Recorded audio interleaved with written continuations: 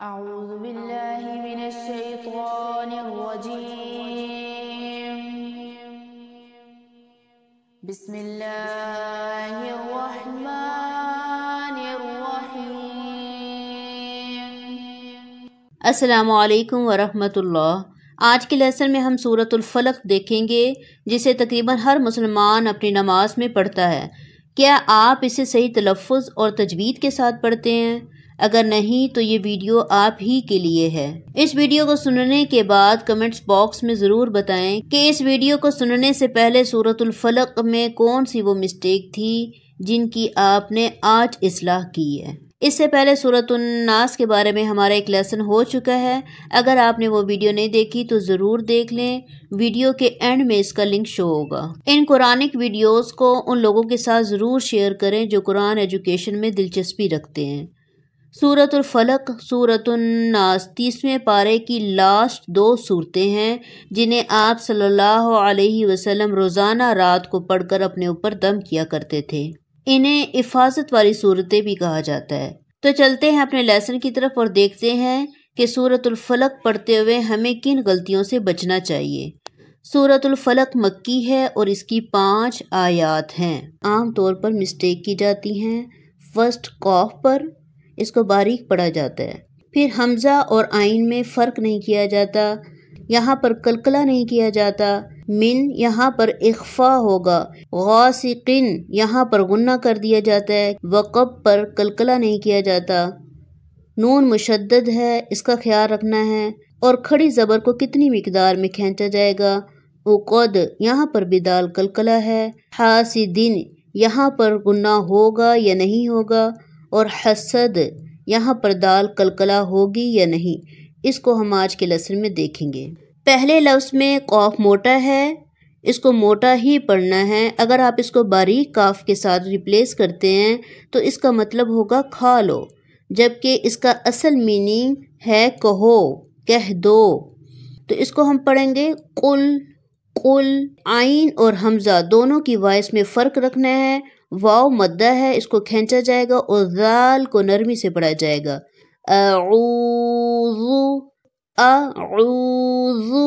یہاں پر را بولڈ ہے اور با پر شد ہے، تو ہم با کو زور دے کر پڑھیں گے، بربل۔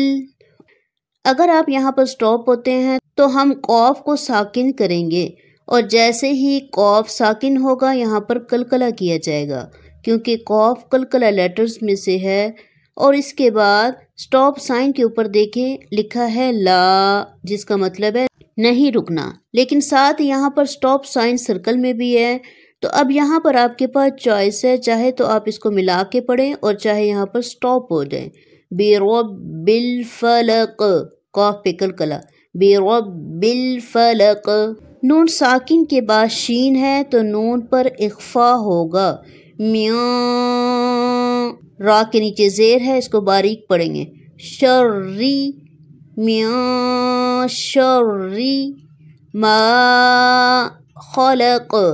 نیکسٹ آیت میں پھر میم ساکن اور اس کے بعد شین ہے، اخفا کریں گے، وَمِن شَرِّ غاسق۔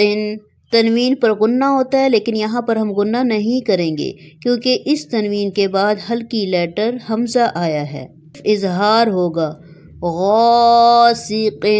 یہاں اب با کے بعد سٹاپ سائن ہے، جب بھی با ساکن ہو تو وہاں پر قلقلہ کیا جاتا ہے، تو ہم اس کو پڑھیں گے وقب، وقب۔ یہاں پہ اب جو ہماری عام غلطی ہوتی ہے وہی ہوتی ہے وَمِن شَرِّ، نہیں، وَمِن شَرٍ۔ نون مشدد ہے، نون اور میم جب بھی مشدد ہوں تو ان پہ غنہ ہوتا ہے، شَرٍ نفاثات۔ فا اور سا دونوں کو 1 سیکنڈ کے لیے کھینچیں گے کھڑی زبر کی وجہ سے۔ سٹاپ سائن ہے اور دال ہے، دال کو ساکن کریں گے اور یہ قلقلہ لیٹرز میں سے ہے، فی العقد، فی العو، عین کی آواز، فی العقد، اخفا ہوگا، وَمِن شَرِّ حاسدن، دن تنوین ہے لیکن یہاں پر غنہ نہیں ہوگا کیونکہ نیکسٹ حمزہ ہلکی لیٹر ہے۔ حاسدن اذا، لاسٹ میں دال ساکن ہوگا اور یہاں پر قلقلہ ہوگا۔ حسد، حسد۔ اب اس کی تلاوت سنتے ہیں۔ اعوذ باللہ من الشیطان الرجیم، بسم اللہ الرحمن الرحیم،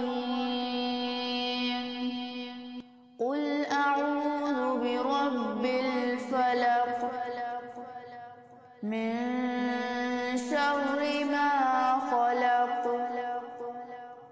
ومن شر غاسق اذا وقب ومن شر النفاثات